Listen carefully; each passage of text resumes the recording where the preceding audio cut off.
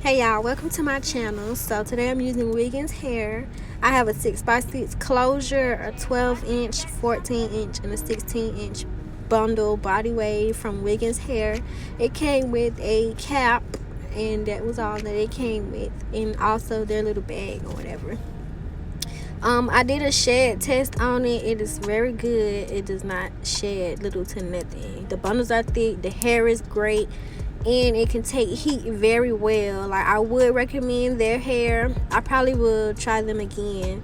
Their closure actually didn't need to be bleached, but me personally, like, I bleach every lace that I get because you never know once the style is actually going. So here I'm just showing y'all how I put on the cap. I make sure the lines are lined up in between, and you'll see my fingers guiding it for you.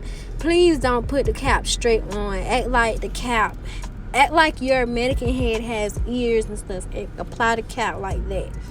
I'm gonna actually move it back in a second to readjust it, and then I will continue on with the video to show y'all how you sew the closure down.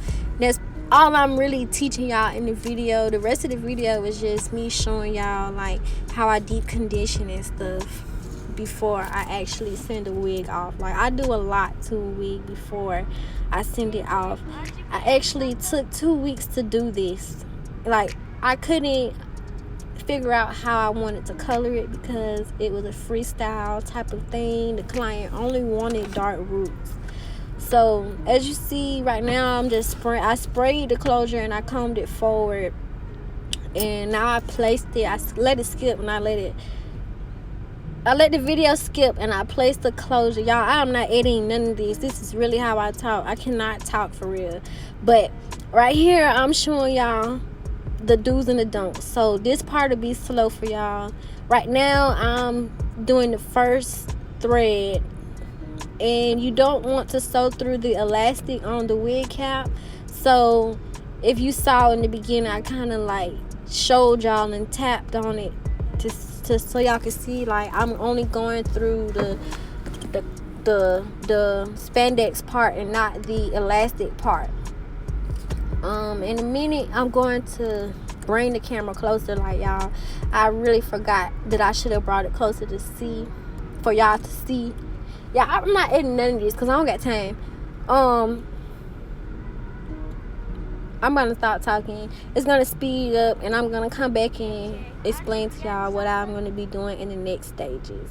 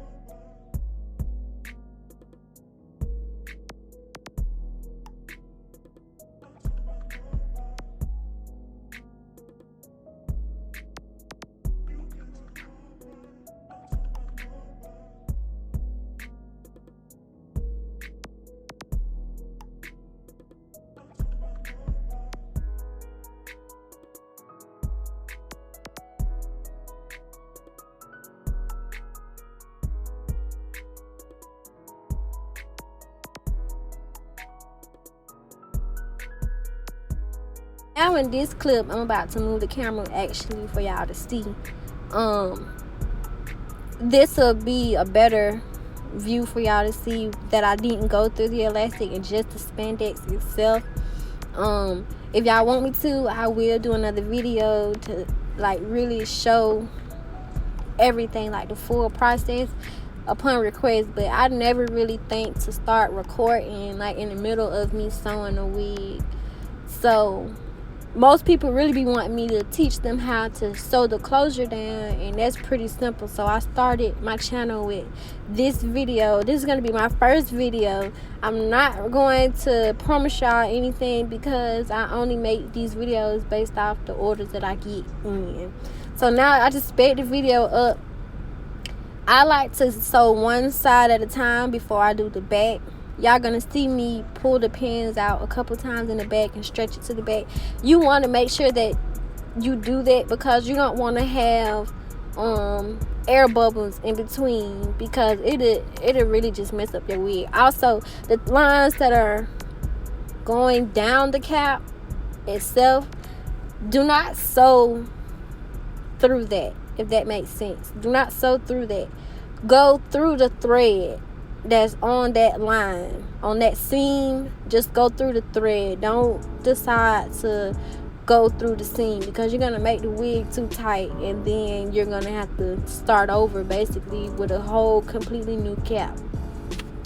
Also, in the beginning, I didn't tell y'all, you need to bring the closure a little bit before the end of the cap or the edge of the cap, because it's going to give you that option. Y'all don't do it. Just don't do it. And I'm gonna come back in another video and explain why not to do it, but right now I don't want to explain. Yeah, this is what I'm talking about right here. Don't go through that seam. Just go through the thread on the top. Like, if you go under the top layer of thread, you're going to mess up. Please don't do that. And if you're not sure, do not pull that needle all the way through, because once you pull that needle all the way through, you cannot start over and bring the needle back up under it. So you would have to cut your thread and do it all over again. I do one side at a time, even at the back. That's why I have it like half-inch in the back, because if you mess up one tiny little thing, like, your whole wig is messed up. And so I'm gonna end up closing this off, finishing it, tying it up, and cutting the rest of the thread, the flyaway thread, away. And then I went on ahead and I did the dark roots with the toothbrush and the dye. Like, it's really not hard. I can show that in another video again as well. Like, it's not that hard. What else? Oh, make sure you have a spray bottle. Keep a spray bottle and a comb and a clip. It's going to help you to see everything that you're doing when you're sewing your closure or your frontal. I get more people buying closure wigs than they do frontal wigs because of the weather change. Like, I get more frontal wig requests when it's cold outside. But since it's been hot or getting hot or whatever Georgia's think it want to do for the month, it's been mainly closures. So yeah, that is it. And I'm going to show y'all like how okay, right here, locking in the color with cold water. I'm rinsing out the parts that didn't stick and with cold water, but rinse out your color with cold water, and then when you tone it with your shimmer lights, get hot water. I do it with hot water. That's why I heat it up, and then I put it in this way because you get more of the color knots out. When I say color knots, I mean like the part that you have in a whisk, because you don't want to have, like, you want to make sure basically it's all smoothed into the water. That's what I'm trying to say. So I'm going to deep condition it. I'm going to put some conditioner, regular conditioner on it, put it inside of a bag, put the bag in the microwave for 15 seconds, take it out, wait 15 seconds, put it back in another 15 seconds, and take it back out. And that is how you deep condition your wigs. And it also makes the hair feel so much softer than what it already was. And it helps with, you know, just keeping the hair intact, because it's still human hair. After this, yeah, this is the part where I'm going to put it in you put it in there 15 seconds 2 times, but in between the first 15 seconds, you have to leave it out for 15 seconds. I know I just said it, but you know, I said like just how I talk. What else is about to happen, y'all? I was gonna try to write me a script to try to follow, but I feel like it's really just coming from my heart. This whole voiceover thing. So yeah, when you take your wig out from deep conditioning, just rinse it with cool water. Lock in that moisture. Right here, I'm just gonna pluck the wig.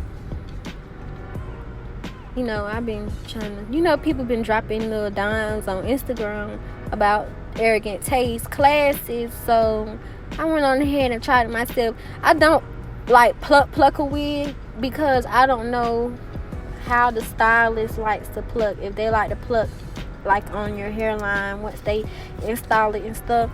So I do it enough to where they could customize it some more on the actual head itself. Excuse me. But the white towel, in my opinion, it really does help. It helps you to see the things that you probably couldn't see that would be on a wig head. And it just gives you basically a clearer vision of what you're doing when you're plucking.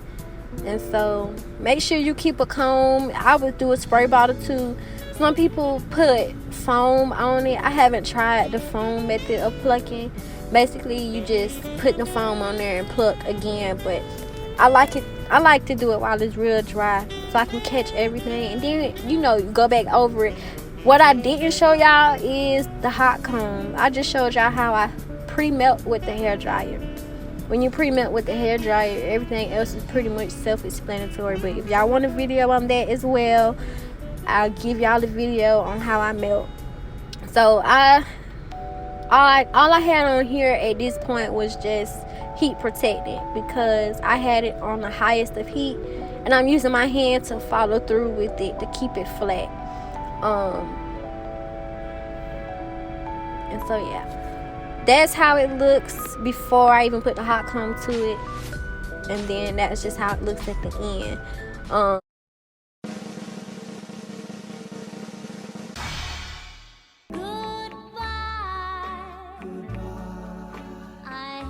To see you go.